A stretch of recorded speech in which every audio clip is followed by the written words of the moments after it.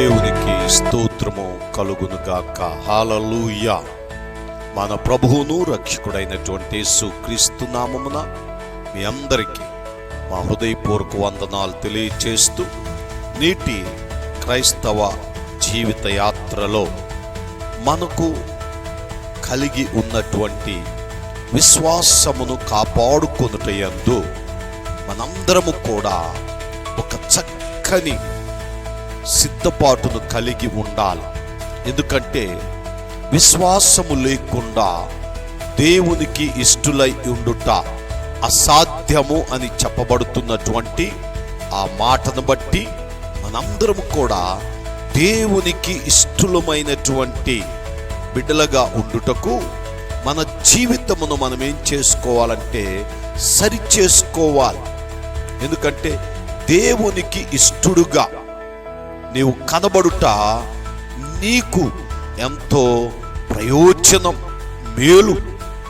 కనుక దేవునికి ఇష్టమైన జీవితాన్ని జీవించుటకు ఈ భూమి మీద మనలను మనము సరి చేసుకొనవలసిన వారమై ఉంటూ ఉన్నాం. నా ప్రభువునందు ప్రియమైనటువంటి దేవుని సంఘమా, మరి దేవుని యొక్క వాక్యమును మనము గమనించినప్పుడు విశ్వాసమును కాపాడుకొనుట, 2 తిమోతి రాసిన పత్రిక 4వ అధ్యాయం 5 నుంచి 8 వరకు మనం చదివినట్లయితే నా విశ్వాసమును కాపాడుకొంటిని అంటాడు. కనుక మన యొక్క జీవితంలో విశ్వాసమును కాపాడుకొనుటకు మనలను మనమేం చేసుకోవాలంటే సిద్ధపరుచుకోవాలి. చాలాసార్లు ఏమేమో చేస్తాం, అసలైన దాన్ని మర్చిపోతాం. కనుక అలా కాకుండా ఆలు లేదు పోలు లేదు, కొడుకు పేరు సోమలింగం అన్నట్టు ఏమీ లేకోకుండానే ఎన్నో డబ్బా రేకులు మోగిస్తూ ఉంటాం. విశ్వాసము లేకుండా, విశ్వాసమును కాపాడుకోకుండా, విశ్వాస జీవితము ద్వారా అద్భుతాలు చూడకుండా మనము ఈ లోకములో ఏమి చేసినా కూడా ప్రయోజనము లేదు. ప్రయోజనము లేనటువంటి భక్తి ఏం చేసుకోను, కార్యములు చూడనటువంటి విశ్వాసము ఏమి చేసుకోను. అందుకే నీవు క్రైస్తవుడుగా బ్రతుకుట కంటే ఒక విశ్వాసిగా ప్రభు కొరకు చనిపోవడం ఎంతో మంచిది. క్రైస్తవుడు అని ఒక టైటిల్ తప్ప దాని వలన ప్రయోజనము లేదు. విశ్వాసము అనేది నిరీక్షించబడుచున్న వాటి యొక్క నిజస్వరూపమని మీరు గ్రహించి ఆ నిజస్వరూపమును అనుభవించుటకై మనలను మనము ఈ లోకములో ఒక మంచి స్థితిలోనికి తెచ్చుకోవాలి. ఆ మంచి స్థితిని మనం ఎప్పుడైతే కలిగి ఉంటామో అప్పుడే దేవుడు మన పట్ల తన కార్యములను జరిగిస్తాడు. అందుకే నా ప్రభువునందు ప్రియమైన దేవుని బిడ్డలారా, ఈ మాటలు వినుచున్న నా ప్రియ సహోదరి సహోదరుడా, నా జీవితంలో విశ్వాసమును కాపాడుకొనుట చాలా ప్రాముఖ్యమని మీరు గ్రహించి ఆ విశ్వాసమును ఏ రీతిగా కాపాడుకోవాలో మనము తెలుసుకోవాలి. ఇప్పటి వరకు కొన్ని విషయాలు తెలుసుకున్నాం. ఈరోజు మరొకటి, విశ్వాసమును కాపాడుకోవాలి అంటే ఎదురించకూడదు. దయతో గమనించండి, విశ్వాస జీవితములో దైవజనులను, దేవుని వాక్యమును, దేవుని చిత్తమును ఎదురించుట వలన మీరేమైపోతారంటే విశ్వాసములో నుండి తొలగింపబడతారు.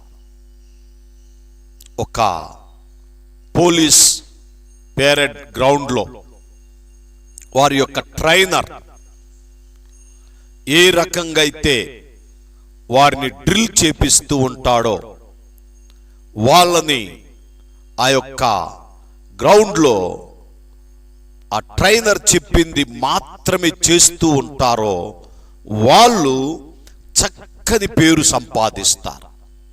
ఎవరైతే వారి యొక్క ట్రైనర్ చెప్పింది వినకుండా ఎదిరిస్తారో వారిని ఏం చేస్తారో తెలుసా, వారు పనిష్మెంట్ గురి చేస్తారు. లేకపోతే ఆ యొక్క ట్రైనింగ్ పీరియడ్లో వారిని తొలగిస్తారు, అన్ఫిట్ అని పెట్టి పడేస్తారు.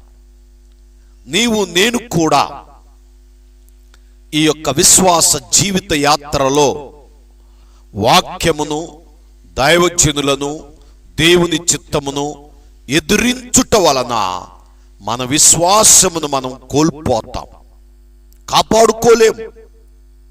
అందుకనే ఎదిరించడం మనము మానుకోవాలి. పరిశుద్ధ గ్రంథములో నుంచి అపోస్తుల కార్యములు 13వ అధ్యాయము 8వ వచనములో చూచినట్లయితే, అయితే ఎలుమ ఆ అధిపతిని విశ్వాసము నుండి తొలగింపవలెనని యత్నము చేసి వారిని ఎదిరించెను. ఎలుమ అను పేరునకు గారడి వాడని అర్థము.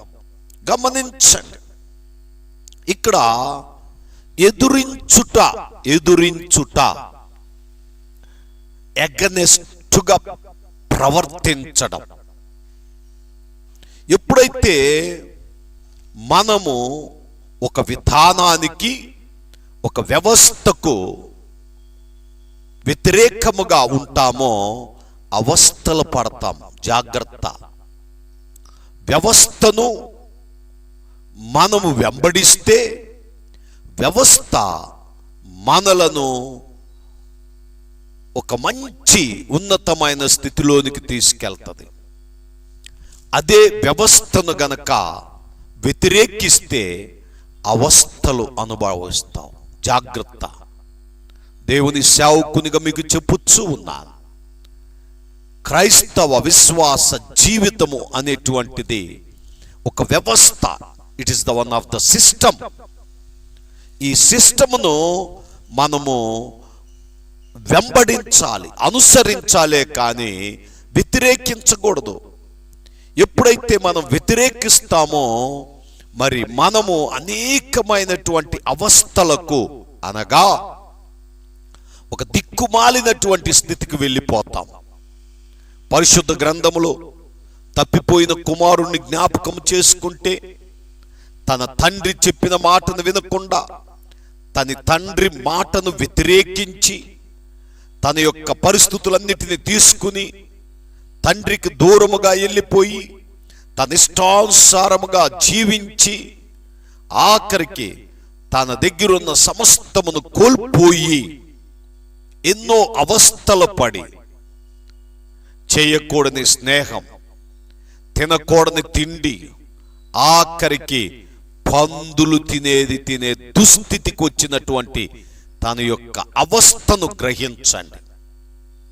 ఈరోజు ఈ మాటలు వినుచున్నా నా ప్రియ సహోదరి సహోదరుడా, ఒక వ్యవస్థలో మనము నిలదొక్కుని వ్యవస్థను అనుసరిస్తూ, వ్యవస్థను గౌరవిస్తూ, ఆ వ్యవస్థను మన భుజాలపై మనము మోస్తే ఆ వ్యవస్థ మనకు కావలసినటువంటి సమస్తాన్ని సమకూర్చింది.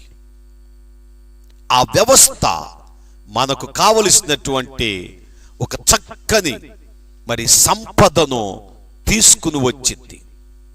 అదే వ్యవస్థను వ్యతిరేకిస్తే నీ జీవితం అంతా అవస్థల పాలవుతావని దేవుని సేవకునిగా తెలియపరుస్తూ ఉన్నాను. అందుకని మరి దేవుని యొక్క విశ్వాస జీవితంలో దేవుని యందు విశ్వాసము కలిగిన మనము ఈ లోకములో విశ్వాసమును కాపాడుకోవాలి అంటే మనమేం చెయ్యాలి అంటే ఎదురించుట మానుకోవాలి. ఎలుమ ఆ అధిపతిని విశ్వాసము నుండి తొలగింపవలెనని యత్నము చేసి వారిని ఎదిరించెను. కనుక ఈరోజు ఎదిరించుట వలన కూడా వారి విశ్వాసమును కాపాడుకోలేకపోతున్నారు. పరిశుద్ధ గ్రంథములో నుంచి 2 తిమోతికి రాసినటువంటి పత్రిక 4వ అధ్యాయము 14-15 వచనాలు మరి మనము చదువుకుందాం. పరిశుద్ధ గ్రంథములో నుంచి 2 తిమోతికి రాసిన పత్రిక 14-15 వచనాలు. అలెగ్జాంద్రు అను కంచరివాడు నాకు చాలా కీడు చేసెను. అతని క్రియల చొప్పున ప్రభువు అతనికి ప్రతిఫలమిచ్చును. అతని విషయమై నీవును జాగ్రత్తగా ఉండుము. అతడు మా మాటలను బహుగా ఎదిరించెను. మా మాటలను బహుగా ఎదిరించెను. దేవుని వాక్యమును ఎదిరించేవారు విశ్వాసము నుండి తొలగింపబడిన వారు. ఈ తొలగింపబడినటువంటి వారు ఇతరులకు చాలా కీడు చేస్తూ ఉంటారు. కీడు సంబంధులు, అపవాది సంబంధులు. చాలా విచారం. ఈ మాటలు వినుచున్న నా ప్రియ సహోదరి సహోదరుడా, ఎంతో దుఃఖముతో బాధతో మరి నేను ఈ మాటలు మీకు అందిస్తున్నా. ఎందుకంటే పరిచర్యను ఎదురించుట వలనే విశ్వాసము నుండి తొలగింపబడతారు. ఒక వ్యవస్థను హత్తుకున్నంత కాలం వారు సమృద్ధి కలిగి జీవిస్తారు. ఒక వ్యవస్థను ఎప్పుడైతే వ్యతిరేకిస్తారో వారు అవస్థలు ఎదుర్కొంటారు.